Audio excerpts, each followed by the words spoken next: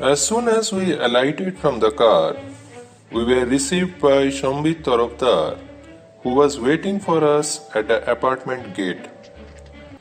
He escorted us to the Puja Mandap.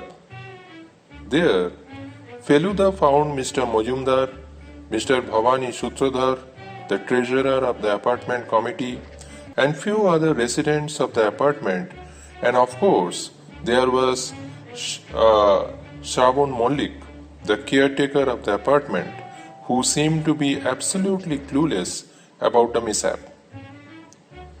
Based on the preliminary inquiries, Feluda gathered that Sunview apartment had 11 residents in all, excluding the caretaker. 2 flats on each of the 5 floors, and the terrace was on the 6th floor. In the ground floor, just beside Shravan's room, there was a 1 BHK flat that had Ankur Jana, a dear friend of the promoter of the apartment. Actually, the promoter, Tapan Bhaur, had a flat for himself which he literally gifted to Ankur. At that moment, Ankur's door had a lock hanging, which meant that he was out somewhere. Neither Mr. Majumdar nor Mr. Tarafdar could offer much information about Ankur Jana. They mentioned him as some non-descriptive character who was to be considered an author or something like that. Further, Feluda was told that the necklace was a contribution of Mr. Majumdar's wife, Shutapa. Some 10 years back, she had promised to offer goddess Durga a golden necklace provided her daughter, who was married for over 8 years, bore a child.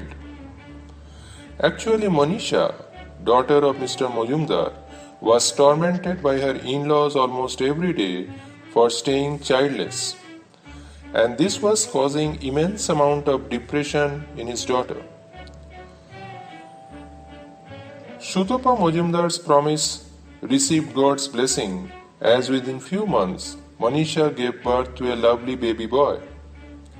Following that incident, the necklace was put on the idol during Bodhan and was taken off before the idol was taken for Visarjan every year. Bhavani Sutradhar showed us a video footage from 2019 Puja, where the necklace in question was clearly visible. Given the present value of gold, the necklace was worth at least 5 lakhs.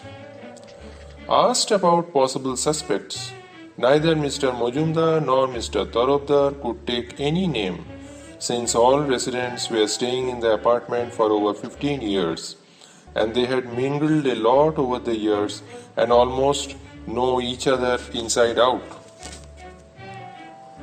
No outsider was allowed in the apartment premises without signing the entry book, and they had full faith in Shravan, who was in charge of maintaining the visitors' register.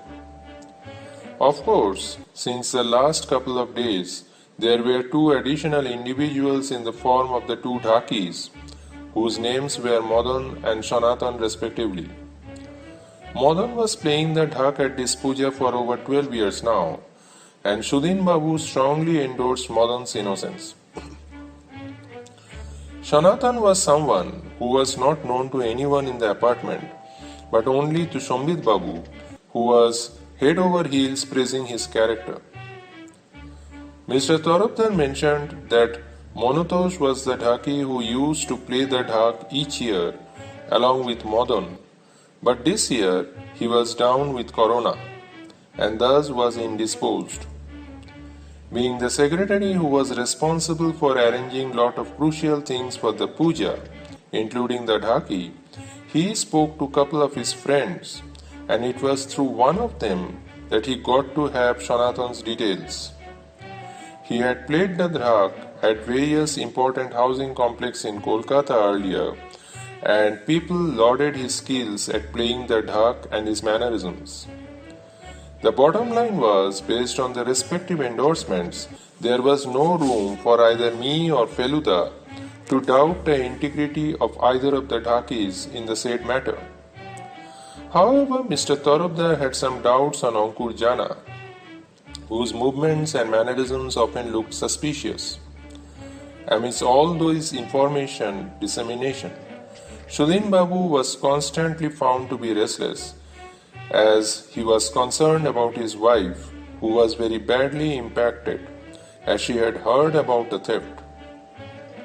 In words that had a mixture of anguish and irritation, Mr. Majumdar mentioned that he wanted some positive and purposeful development within the next 2 days. Else, as was his earlier agenda, he would approach the local police station on Doshami morning. Feluda understood that he had practically 2 days in hand to prove his mettle.